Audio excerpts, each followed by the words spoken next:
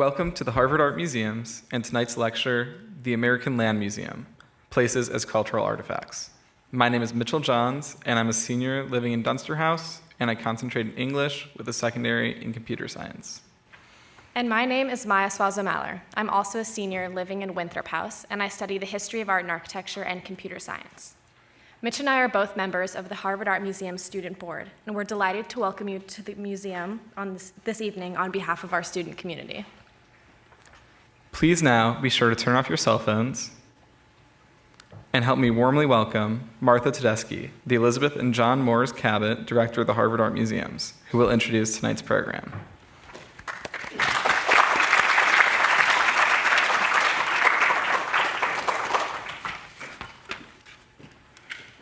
Thank you, Maya and Mitchell, for that great introduction.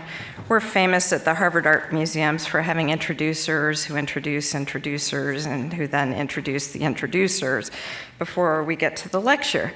But that's because we're also happy to be here and all of us want to have a chance to welcome you.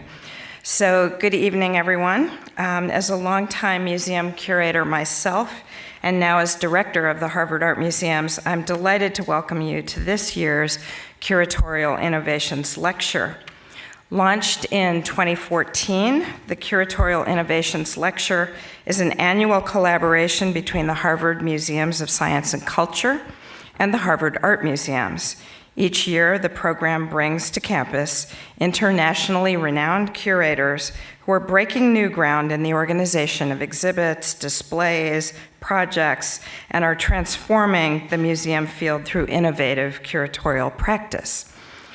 Through a series of student workshops and public lectures, these speakers inspire students from diverse fields of knowledge and the broader public with new ideas about how museums and curators can bridge the sciences and the arts.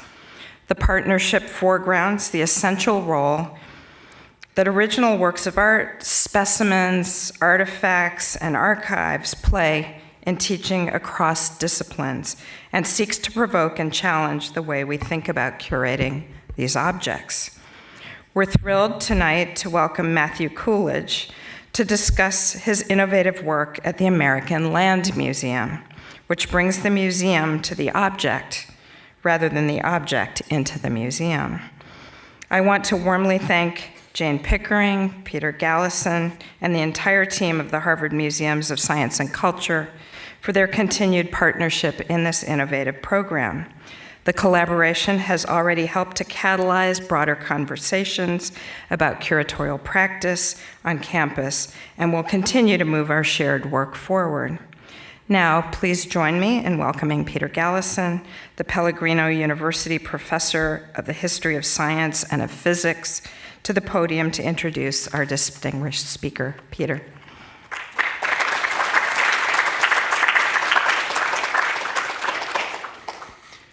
It's a great pleasure to welcome Matthew Coolidge here today to our curatorial seminar that we've been hosting for these last several years, because we think it's a moment, all of us at all of the various Harvard museums, when curation can occupy a much larger and important role within the cultural landscape and learning landscape of the university.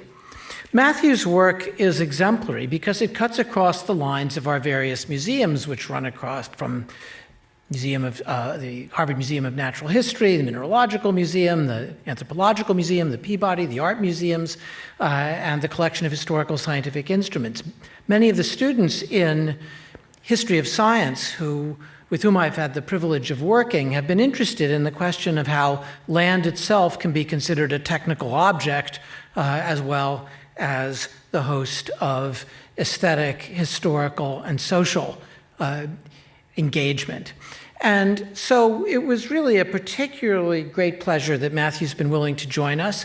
He is, in many ways, an exemplification of the intersection of military, historical, social, technical, and artistic engagement with the projects about which he's going to be speaking today at the Wendover branch, which was the Air Force base from which the planes practiced the attack on Hiroshima and Nagasaki, but also a site in the contemporary world. It's abutted by places of radioactive dumping, of sharpshooting, of drone practices, of mining, and because of his work and the work of the center that he's directed, also of artistic engagement in new ways of photography and filming and other sorts of installation projects. I've read once in one of his interviews, very interesting interviews, that Matthew likes to think of the photography work that goes on there as neither so beautiful that it represents a disengagement from the world and a pure engagement with art, nor so bad that its very dysfunction calls attention to the medium and loses sight of the content in which it is engaged. So it's in looking at this multiplicity of ways of glossing the land itself, of being interested in place, its history, its current use, and all of the ways that it stands symbolically and actually in our society, that Matthew Coolidge and his colleagues and visitors and artists have been able to really transform the way we look at land, landscape, art, and our current use of that land in a new way. It's with great pleasure that I want to welcome Matthew Coolidge.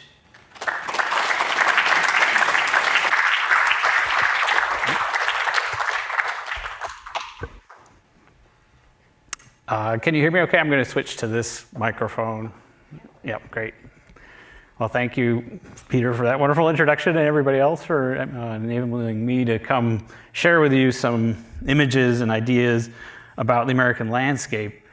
I'm not sure, when I appear at activities like this, how many people really know about what we do. So for those who are familiar with it, I just wanted to give a general overview of the organization in order to understand the context from which I'll explain and explore other things. This is our logo, which was the first thing kind of did, was to create this kind of corporate identity, the Center for Land Use. We are a nonprofit organization, been around since 1994.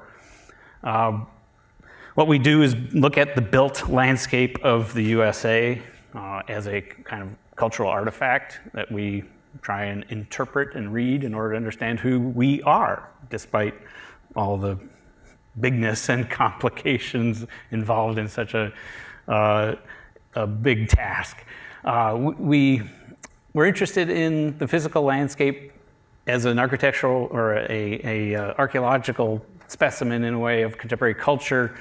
We're interested in the interpretive realm that floats above the ground. The ground itself, of course, is just sort of inert material, though there isn't a single molecule at this point on the surface of the Earth that hasn't been affected by human agency in some form.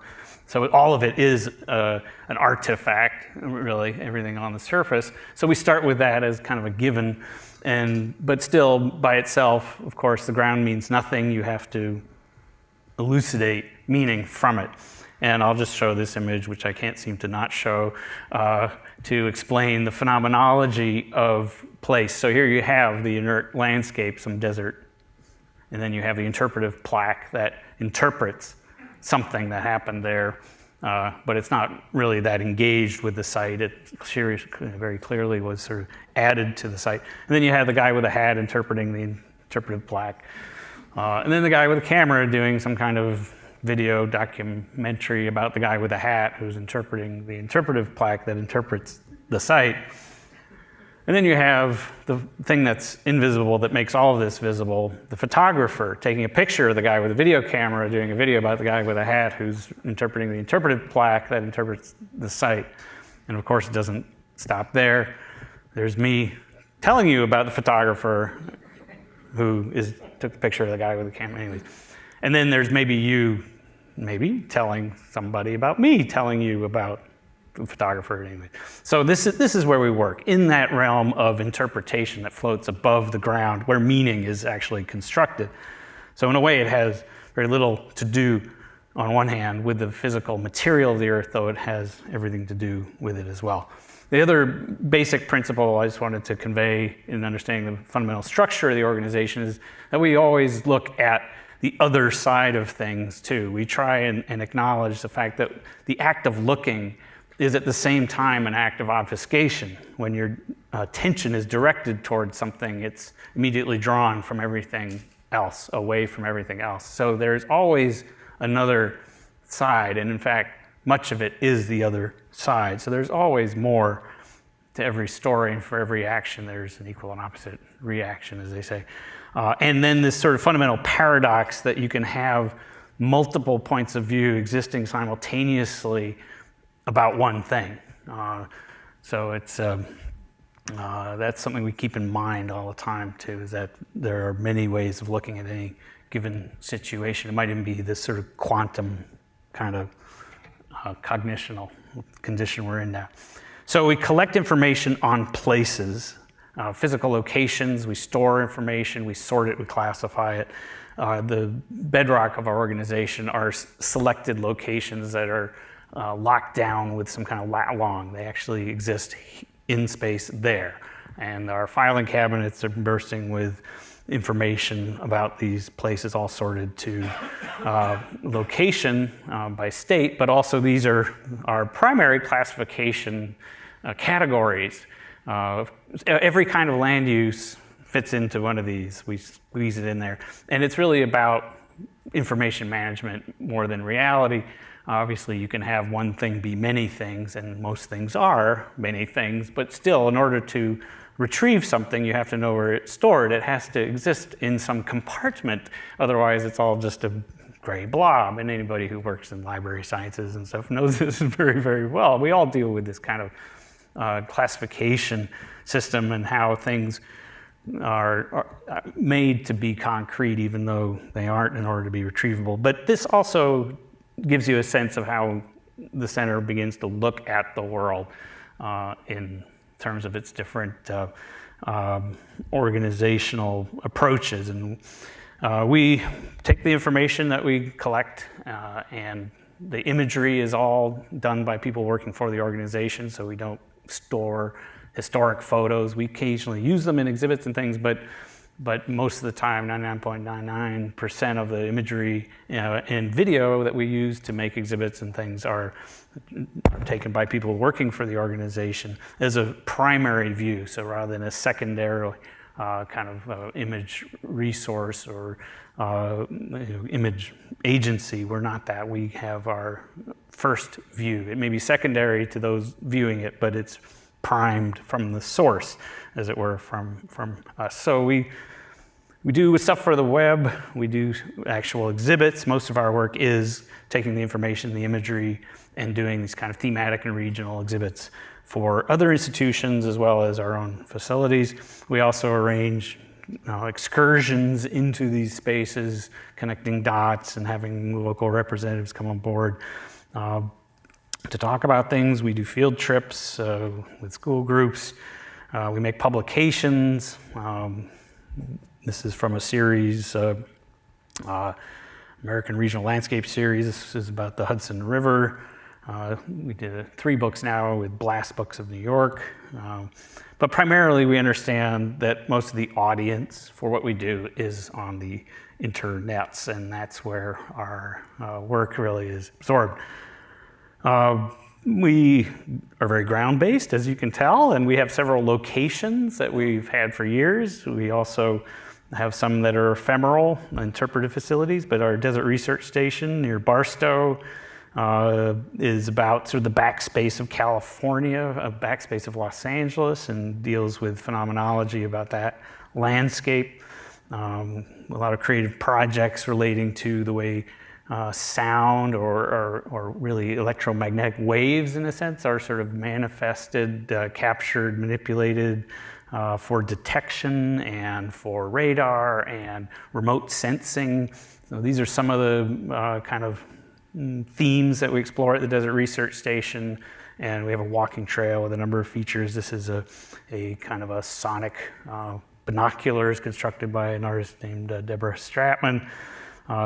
This is another artist construction, Leroy Stevens buried this massive steel sculpture underground out at the Desert Research Station, and the only way to, well, see it, quote unquote, is to detect it using metal detectors. And people wander around, and they have these tone shifts as you sort of approach a piece of the sculpture, and so it sort of manifests itself as this sort of reaction to detection through sonic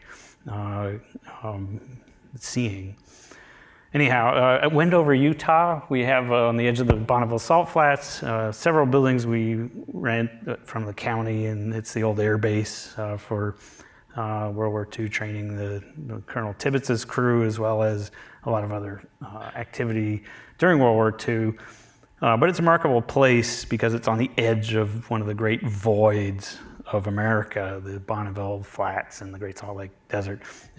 Part of the Great Basin, doesn't drain anywhere, so it's kind of this isolated zone. Great Salt Lake being a kind of a puddle in the bottom of the basin in some senses, and everything that is drawn to the sort of away space that has evolved there because of the high evaporation and the salinity that builds up in the soil, and the fact that it's this terminal landscape of melted mountains and completely flat means that it's hard to live there, it's hard to grow things there, so there isn't much population in the flats, and so the things that, like nowhere, quote unquote, are drawn there, such as nuclear waste storage and driving on the ground as fast as you can in no particular direction for no reason at the Bonneville Flats, and all kinds of movies looking for the end of the world, and all kinds of rocket tests because there's no fear of hitting anything, and then Dugway Proving Ground, and all on and on and on. So this, in a way, is the backspace for America, one of them, but it's still one of the great ones, an internal fringe. And for 20 more years, we've had people come out and interpret this landscape through creative residency programs and things. We even have a Biosphere 3 kind of miniature version of a self-contained living working environment on the flats at this sort of terminal kind of landscape. We say, well, how do you begin to construct positive living systems in this dead place? And that's part of the function of this facility built by this group called Simpark. So we have trailers, these office trailers that we use different locations, or we rent for doing more focused regional projects. This one's in Houston. We worked for a few years looking at the petrochemical industry of the region, working with the University of Houston. This is another trailer we had for several years at the edge of Sandia National Labs in Albuquerque, and we were focusing on New Mexico as this sort of high-tech environment, I guess you could say, high-tech landscape of enchantment. This is a trailer that toured around all the different centers of the USA with an exhibit about all the centers of the USA. The geographic center, the geodetic center, the population center, the center of North America, the center of the 48 states, all these different centers, all of which are attempts to try and create a middle ground of the nation, in a way, a kind of an averaging out of the landscape. And because it's about centers, and we're the center for land use interpretation, we love centers, and the idea of centers, no matter how elusive they are, of course, you both know there has to be a center for every giant shape like the USA, but then, of course, how do you actually get to it? And you can't. You get to iterations of it, and yet all of them are genuine in a sense. And so this trailer traveled to those different centers, bringing them together in a sense, before ending up in Lebanon, Kansas, where we had it as a public display for several years, Lebanon being where the 48 states were declared the center before Alaska and Hawaii joined the Union. So it is more of a, I don't know, it feels more like the center than a lot of the other ones, to us at least. And and it officially was declared the center of the USA by the government, something they regretted doing soon after in the 50s, realizing that it really was more complicated than that. But it was a good thing for poor old Lebanon, one of these old towns, agricultural towns that sort of dried up and almost blown away. But anyhow, well, like a lot of our exhibits that we put in these trailers and install or in existing buildings, they're accessed with a push-button door lock. You get the telephone number by looking at the sign on the door. You call the number, you get the phone tree. The phone tree gives you an option for how to get into the building, which in most cases is just 1, 2. Pretty easy, easier than 1, 2, 3. But this is the way in which we're able to, keep the kids who are bored and want to trash stuff. Nobody's going to call and get permission to go trash something. So we were able to actually have a number of these remote exhibit facilities available to the public in these office trailers. And we love office trailers. We've done whole shows about office trailers. And we work with the Getty on this architectural Pacific Standard Time project. They asked us to do something about sort of how the city of LA is growing and these different construction projects, the widening of the freeway and all these kind of expansion of the future city. And we said, well, we'd like to do a project about office trailers in the context of these construction projects. And they said, okay. So we made an exhibit about office trailers. In an office trailer, where do they come from? Who uses them? All the different typologies and formations of office trailers. You can use them as classrooms. You can use them, to expand your prison space. You can spend much of your life in the office trailer, but also just as sort of these architectural transition zones between the public and the hard hats. Is where you go put on your hard hat to go behind the office trailer. In a sense, they're these kind of interstices between regular space and construction space and building space. Then we did a series of bus tours going on these sort of office trailer safaris into Los Angeles, meeting with the engineers who were working on these projects. And the biggest cluster of office trailers in LA, of course, is usually LAX, the big airport. It always has some kind of construction going on. And we met with Mr. Fentress, who was building the international terminal, a famous architect, and he was kind enough to give a PowerPoint to the group when we went to his office trailer. That's not Mr. Fentress, that's one of his helpers. But most of our work is shown inside our building in Los Angeles, where we do several different types of exhibits a year, which relate to the immediate environment. They're local to LA because we're there. So some of them are sort of local regional ones. This one looked at how traffic is controlled in the city. We make these posters for most of our exhibits, so that's what we're looking at here, the posters for some regional exhibits. Terminal Island is an island in the port of LA Long Beach, the biggest port in America, one of the biggest in the world, and it's this kind of amoebic looking structure which is kind of gobbling its way towards China with all the shipping containers coming in from the Orient to supply our consumer needs, and then it regurgitates consumer products that have been compressed and cardboard, the shipping packaging that comes with things which we send back to China, though a little less so in recent years once we've sort of used up the new goods. So we looked at Terminal Island as in all of its different terminal behaviors that go on there, not just international shipping, but other stuff. LA DWP Power was an exhibit all about electrical infrastructure. Down to Earth was an exhibit about experimental airplane crash sites. It was kind of about the history of jet aviation at Edwards Air Force Base, which is the sort of birthplace of the right stuff and the jet age related to her space program, and where almost every interesting, dramatic jet aircraft development transpired there.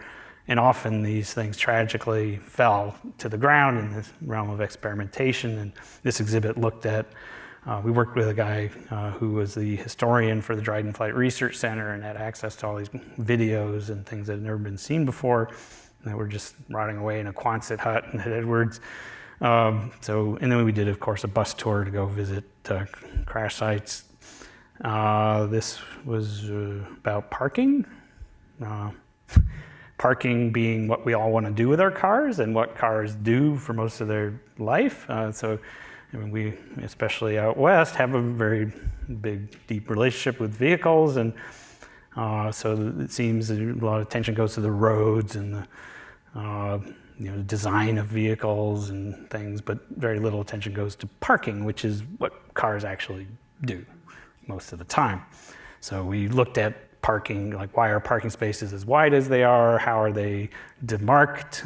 What does a wheel stop look like? Why is it shaped like that? And we built a parking space in the middle of our exhibit that was a scale version of the one outside the Baja Fresh taco joint down the road. So we looked at parking garages, parking, parallel parking. Anyways, it was all about parking. Very boring, but exciting at the same time. But then we also do exhibits that are regional about other places, besides sort of extrapolating on Los Angeles. This one looked at the end of the Mississippi River, where it sort of falls apart into these fractal landscapes that are disappearing because of all kinds of things, mostly human-generated. And we even did a show about Massachusetts for the MIT List Center years and years ago, which was about 100 or so different places depicted and described. And we did a bus tour for that too. Went out to the Harvard's observatory, where at that time the SETI program with the search for extraterrestrial intelligence was going on out there with a billion channel assay. It was the exhibit and the tour was a lot about electromagnetic history. We went out to Lincoln Labs and Hanscom Air Force Base and a number of MIT radio astronomy sites and imaging sites. And then another region in the Meadowlands we focused on for a printed tour leaflet, really, a study of the Meadowlands and helping people navigate their way through it and to it. This is just a sample image of this amazing landscape outside New York City. Poor New Yorkers, they don't have any landscapes, they just have architecture. But as soon as they go 10 minutes west into New Jersey, this wonderful landscape opens up, the Meadowlands, where all the sinews of urbanness are exposed in the swamps, and the Pulaski Skyway flies over it all. So we mapped this space as a kind of an iconic kind of antipode to the clean-ish urbanism, and then the sort of more functional spaces that support and enable that urbanism, the Meadowlands, where staging and logistics and waste disposal and medieval times and all the important things that are sort of reflected back and forth between the sort of intense urbanness of New York and a place where people often began to think about landscape outside from New York, including Robert Smithson, who is an artist whose grave is in the foreground there and actually overlooks the Meadowlands. And medieval times, the tower is on the right there. He did a famous tour of the monuments of the Passaic River, and this is the Hackensack drainage, but they converge and meet at this wonderful place called Point No Point in Kearney, New Jersey. Anyhow, so this was all about that landscape, and you can, I think, still get our map at one place through our website or in the New Jersey Turnpike visitor centers, where we try and keep them stocked and available for free. This is another kind of space related to, kind of thematic space. An exhibit we did about the Canadian border with the U.S. A lot of attention goes to the southern Mexican border, but the Canadian border is longer and full of curiosities than expressive things. Of course, it has no physical size. The line itself is infinitely small, but it creates a line as it goes through space by affecting landscape, trees, architecture, communities. This is the cut line, as they call it, which is 10 feet on one side is managed by the U.S. and 10 feet on the other side managed by the Canadians. And when it goes through trees and forests, it's like some kind of land art derive or something.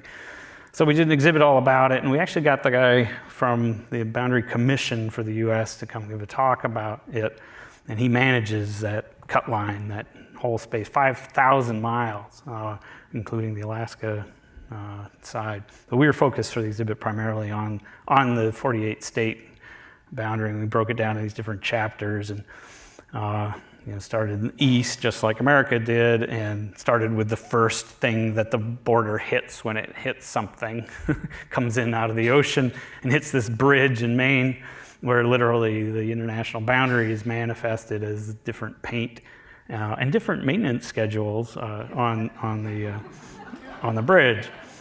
And that line, wanders through Maine in all kinds of crazy complex ways, and then hits the 45th parallel in Vermont and makes an interesting mess out of Derby, Vermont, where it goes through actual buildings that were intentionally built on it. In North Dakota, there's the International Peace Garden, another wonderful metastasization of the border, where this is the border looking due west, and there's two towers that are sort of divided. This was prior to 9/11 too. This kind of like 60s kind of celebration of the union of the two countries. And it's a really dramatic kind of evocation, almost like a poetic expression of binaries, of reflections, of two things being shared, but also very slightly different. The park itself is a bubble in the border. You can go there you can be in Canada from the U.S. without your passport, and vice versa. But then you leave the park, and if you go in the other country, you need it. But when you're in the park, it straddles the border by several hundred acres, and you can be in the other country sort of without any problem. And it divides through all kinds of curious structures in the park, including this organ, which was built intentionally on the international boundary. And when you sit there in the organ, this is looking due east. Your left hand's in Canada and your right hand's in the US when you play the organ. That exhibit looked at all that kind of space. Hollowed earth, the underground business parks that are developed inside mostly former limestone mines. The Subtropolis is maybe the most famous one near Kansas City, and there's lots of space underground that is developed and used in curious ways. And this was an exhibit that looked primarily at the sort of business park redevelopment. A lot of it, especially on the East Coast, is owned by Iron Mountain. And this is the original Iron Mountain, incidentally, in this location in New York on the Hudson River. It was an iron mine for extracting iron for the iron foundries up in Troy, and then it was marketed as a post-nuclear place to put your corporate backup stuff by the mushroom farmer that owned the site in the 50s. And I think Standard Oil was one of his first tenants, and it still is used by corporates, entities as a backup site. And Iron Mountain has a Boston-based company, sadly, has bought up a lot of the underground limestone mines that have been used for record storage. But mostly Iron Mountain just shuffles papers around and shreds it and stuff in surface warehouses. But they do maintain a fairly significant collection of underground places, including Boyers, Pennsylvania, which is where the Bettman archive, which became Corbis and which is now Getty, with this great image database of the world, is stored underground and processed. This looked at the 35 or so places across the country which were established over 200 years to anchor the ground to the map, west of the original 13 colonies, which are all done by meets and bounds. The rest of the country was done with the Cartesian grid dropped over, place nobody had ever really mapped before, starting in the late 1700s and all the way up until the 1950s in Alaska. Every time we signed a treaty or got land from the natives, however we got it, or got land from Napoleon, the federal government would send surveyors out to establish an initial point to lock that entirety into mappable space using that township and range 36 square mile township and range system, which if you live in the West, you're very aware of. It's why 2/3 of the country is north, south, east, west, why there's these little squares everywhere is because they're locked into this grid. And these were the initial points of those initial federal land surveys, that most of which have been supplanted by other more recent surveys. But when we've looked around to try and find where the old ones were, we found there were often interesting monumentizations of them for historical purposes. Like this is the one that anchors all of Arizona to the grid, and it's looking due east, and you can see how the land patterns are different on one side and the other. And so it was an exhibit largely about surveying and how surveying works. This exhibit was about golf across America, from Long Island to Pebble Beach. If it were one big golf course, America, it would be almost a mile wide, coast to coast. You could play 500,000 holes of golf going across the whole country till your ball falls into the Pacific. And we turned the exhibit space into a putting green so people could experience that. So it's only 1 out of 5 of us that have ever played golf, statistically. This was an exhibit about places that where uranium mining had gone on, and then the byproducts were left and then ultimately contained, cleaned up, and then interred under these massively sort of engineered shapes, which range from rectangles to trapezoids of coarse crushed rock and layers of clay that isolate these radioactive tailings mostly from the environment. So they're an attempt to create an architecture that transcends the, mostly, at least individual lifetime. They probably last a couple hundred years, but this is not a forever solution, even though the radioactivity will stay there for some time. But what it does is it kicks the can down the road, I guess is what it does. And there's about 30 or 40 of these in different shapes and sizes around the West, though there's also in Pennsylvania and other places in the Northeast, though in those cases they mostly put grass on them and maintain them as using the soil and plants to help stabilize it. But out in the West, it's just this granulated, coarse crushed rock creating a kind of carapace and with controlled drainage. So they are kind of like pyramids, in a sense, even though they don't contain the pharaoh legacy of the pharaohs. They contain the legacy of one of the most complicated and consumptive in engineering projects, the nuclear industry itself. And so it was a kind of a dark show, I guess, looking at these various examples. American Falls looked at urban waterfalls and how they created some cities and then were forgotten by the cities and often rediscovered. They're sort of romantic industrial relics, all re-engineered, and this exhibit looked at vehicular test tracks in America, which there are dozens, and they're sort of microcosms of carscapes. This looked at alternative energy, solar plants, the mega scale ones, and starting in 2011, there were incentives that really caused the boom in solar energy plants that's created a massive amount of large industrial scale solar across the Southwest. Prior to that, there were really just 3 solar plants, commercial and solar plants in the US, and they were made in the 80s.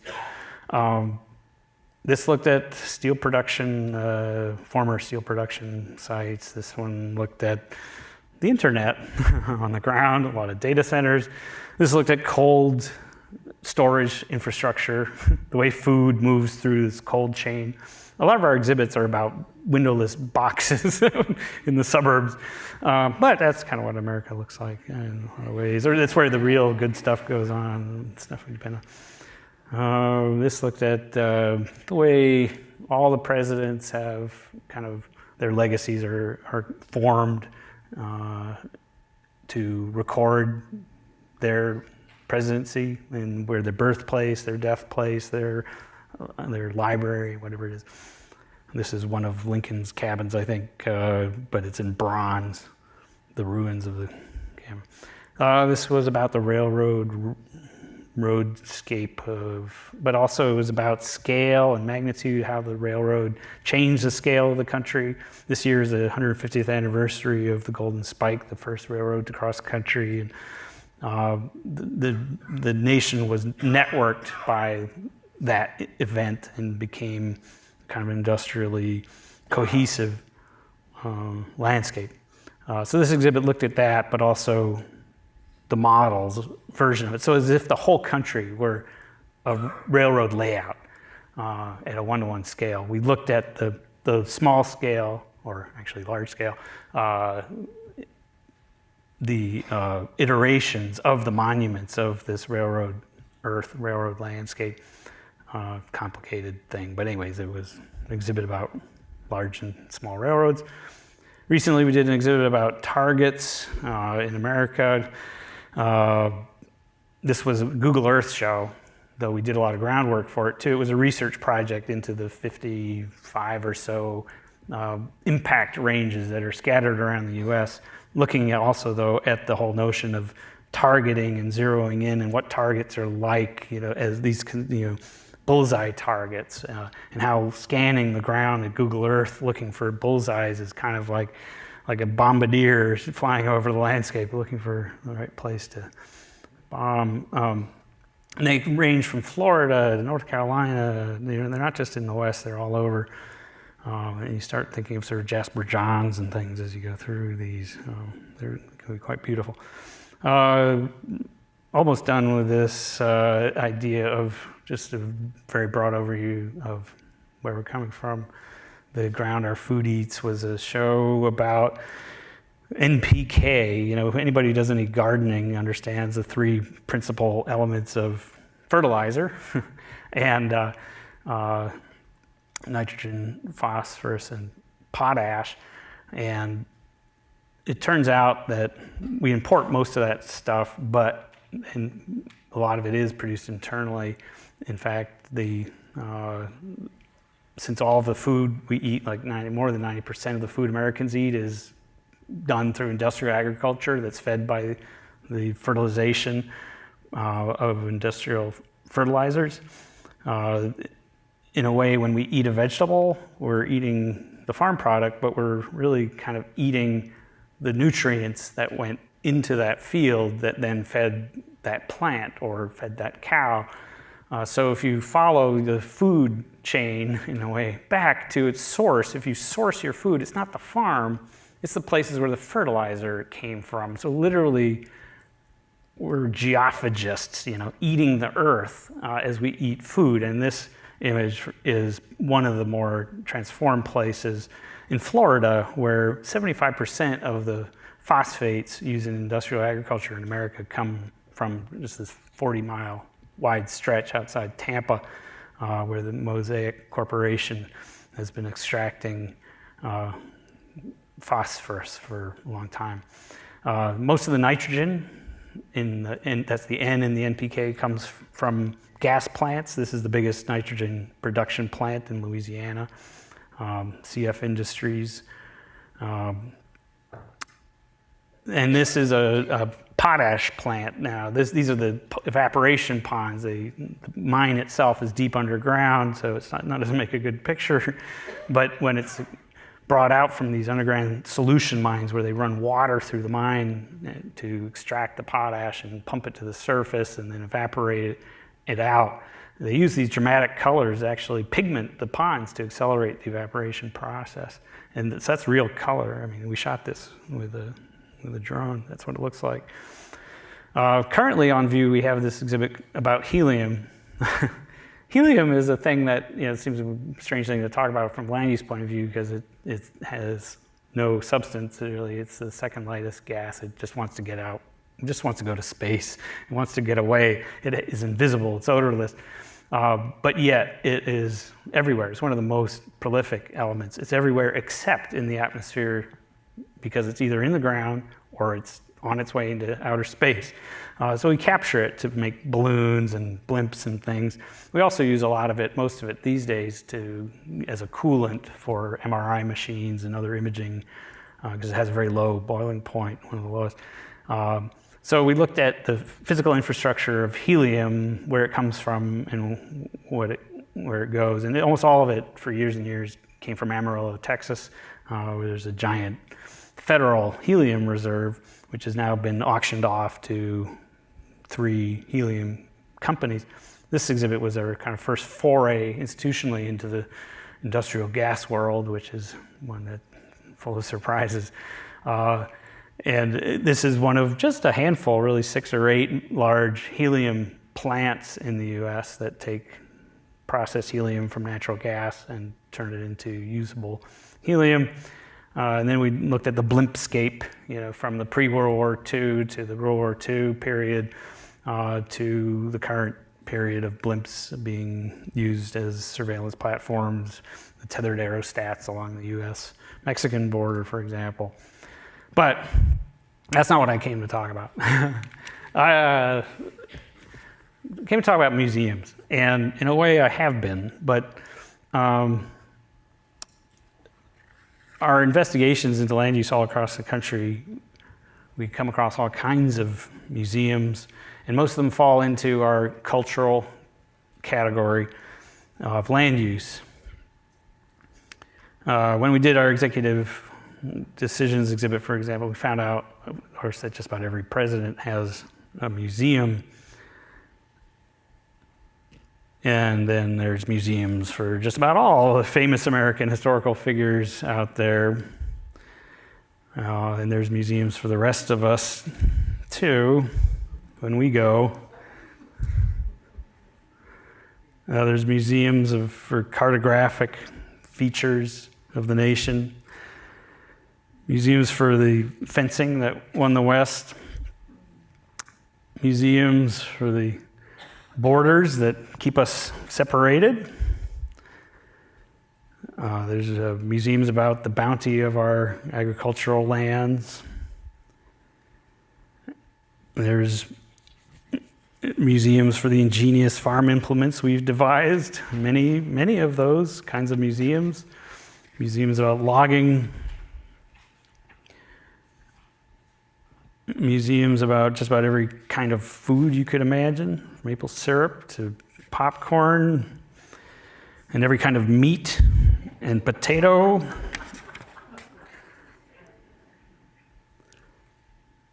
Museums of natural history, which are the progeny of the earliest forms of museums, are common. We're in one now, I think. But they come in all forms. Some wilder than others. Though mostly museums across the land are of unnatural history of all sorts that now abound across the country.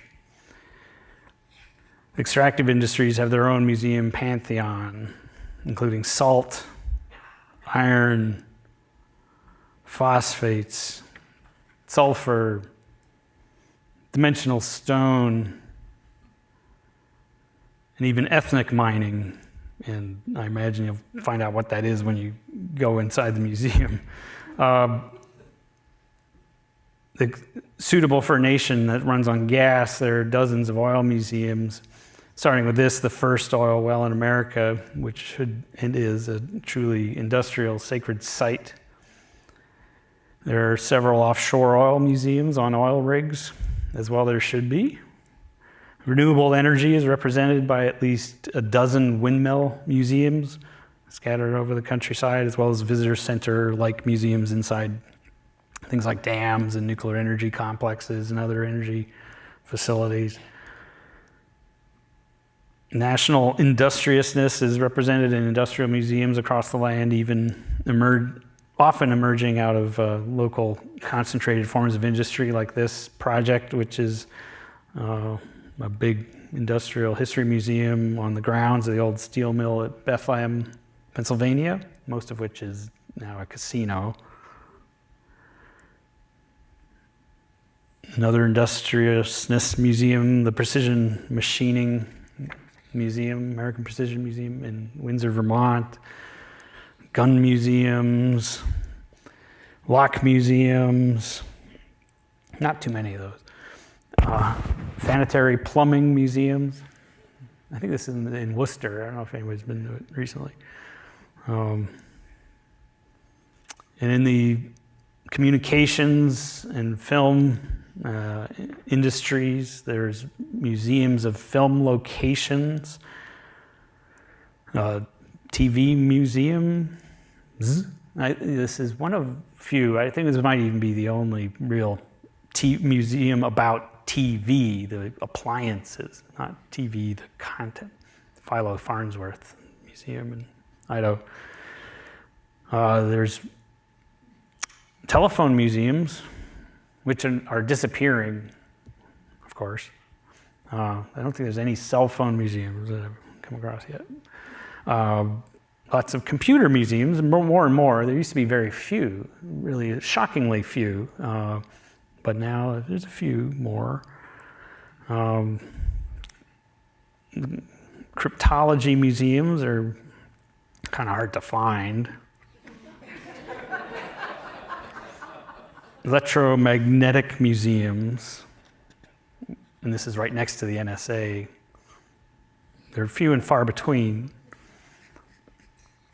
There are all kinds of transportation museums, including hundreds of train museums. Lots of truck and car museums, and even a few bus museums. There are many ships turned into museums, museums about shipping, and several shipwreck museums, especially in the upper Great Lakes. And there's about just under a dozen, I'd say, submarine museums in the U.S. on land. Diving museums, more than you might think. Fortunately, this is a fascinating museum in Sally in Florida, which has Sea Lab and all kinds of stuff. And there are an abundance of air museums covering every part of the land from west to the middle to the east, and from the regional to the local, from well-supported large-scale aerospace museums to small-scale do-it-yourself aerospace museums. Some of the most interesting museums are next to military bases, where they serve as public outreach centers for places that otherwise restrict entry, where products of the military industrial complex are explained or not, where entire histories of submerged technologies are alluded to, if not revealed. And the atomic weapons production complex spanned the nation, as does its museum complex now, including the Bradbury Science Museum at its origins on the Wizards Mesa at Los Alamos. The National Museum of Nuclear Science and Industry is located in Albuquerque, outside the gates of Sendia National Lab, the nonprofit engineering entity that designed all of our nuclear weapons and still does today.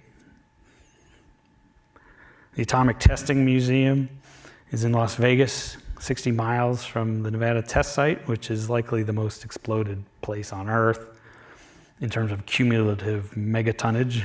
The museum was built by the Department of Energy, by the test site contractors, Bechtel and EG&G, on the grounds of the Desert Research Institute. The museum represents some kind of apotheosis of the museum concept, a visitor's center for annihilation, America's ultimate foreign policy when all else fails, kind of an anti-museum. The Atomic Testing Museum is an affiliate of the Smithsonian, which is, of course, the main museum in America. Though it has affiliates across the land, the Smithsonian itself is mostly clustered in one place on the Great National Nidus, the Mall of America, at the national capital where America converges and emanates. Like the CLUI itself, the Smithsonian has themes expressed by its museums ringing them all: natural history, American history, air and space, American Indian, arts and industries building, portrait gallery, postal museum, the castle, which is what this is, the historic administrative center for the Smithsonian, is a kind of meta museum about the Museum of Museums of America. And beyond its formidable collections, architecture, and metrics, the Smithsonian is interesting from a land use point of view because of the primacy of its location on the mall, nestled in with the edifices housing other functions of government and national interest and identity, such as the National Archives, the Library of Congress, the Treasury, Housing and Urban Development, Department of Transportation, Department of Agriculture, the Department of Energy, and all the monuments to dead presidents and war. These features of the mall are indexical nodes representing the categorized forms of activity that take place across the American land, the landscape that we all share and that defines us. Revelation is embedded in the artifacts, large and small, that are fixed in their place on this common ground. All of it open to interpretation and curation by us, by you, by anyone, and where admission is, hopefully, always free, at least on the outside, even if some of it's not always open to the public. So I'll stop there. Thank you very much.